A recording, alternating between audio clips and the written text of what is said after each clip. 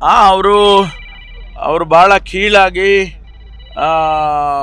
ಒಬ್ಬ ಕಾರ್ಪೊರೇಟರ್ ಆಗಿದ್ದಂಥ ವ್ಯಕ್ತಿ, ಒಬ್ಬ ಬ್ಲಾಕ್ ಕಾಂಗ್ರೆಸ್ ಅಧ್ಯಕ್ಷ ಆಗಿದ್ದಂಥವರು ಮತ್ತು ಅವರ ಕಾಂಟ್ರಾಕ್ಟ್ರು ಅವರೆಲ್ಲ ಅವ್ರ ಬಗ್ಗೆ ಎಲ್ಲ ಭಾಳ ಕೀಳಾಗಿ ಮಾತನಾಡಿದ್ದಾರೆ ಅಂತ ಹೇಳಿ ಕಂಪ್ಲೇಂಟ್ ಕೊಟ್ಟಿದ್ದಾರೆ. ಕಂಪ್ಲೇಂಟಿನ ಆಧಾರದ ಮೇಲೆ ಅವ್ರನ್ನ ಅರೆಸ್ಟ್ ಮಾಡಿದ್ದಾರೆ. ಈಗ ತನಿಖೆ ಪ್ರಾರಂಭ ಆಗಿದೆ. 2 ದಿವಸ ಇವತ್ತು ಬೆಳಿಗ್ಗೆ ಪೊಲೀಸ್ನವರು ನ್ಯಾಯಾಧೀಶರ ಮುಂದೆ ಅವ್ರನ್ನ ಕರ್ಕೊಂಡೋಗಿ 2 ದಿವಸ ಕಸ್ಟಡಿಗೆ ತಗೊಂಡಿದ್ದಾರೆ. ಪೊಲೀಸ್ನವರು ತನಿಖೆ ಮಾಡ್ತಾರೆ. ಆನಂತರ ಏನಾಗುತ್ತೆ ನೋಡೋಣ. ಪ್ರಹ್ಲಾದ್ ಜೋಶಿ ಅವರು ಕೂಡ ರಿಯಾಕ್ಷನ್ ಕೊಟ್ಟಿದ್ದಾರೆ ಸರ್. ಏನಂದ್ರೆ FSL ವರದಿ ಬರಬೇಕಿತ್ತು ಅಥವಾ ಅದನ್ನ ಒಂದು ಲ್ಯಾಬಿಗೆ ಕಳಿಸಿ ಚೆಕ್ ಮಾಡುವಂತ ಕೆಲಸ ಆಗಬೇಕಿತ್ತು.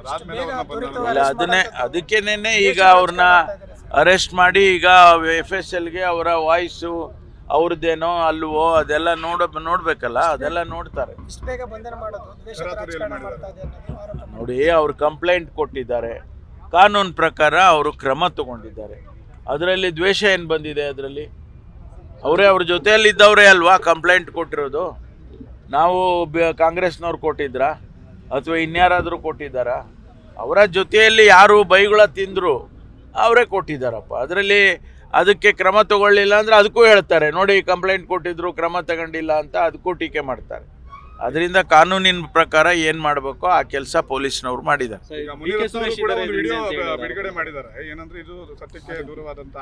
ಅದೇ ಈಗ ಅವರು ನೋಡಿ, ಈಗ ಅವರ ವಾಯ್ಸ್ ಎಲ್ಲ ತಗೊಳ್ತಾರೆ.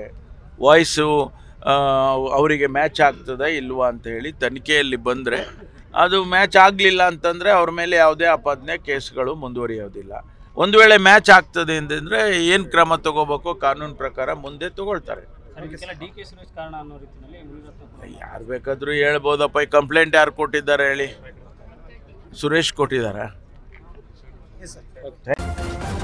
ನ್ಯೂಸ್ ಫಸ್ಟ್ ನಿರ್ಭೀತಿಯಿಂದ ನಿಮ್ಮ ಪರವಾಗಿ.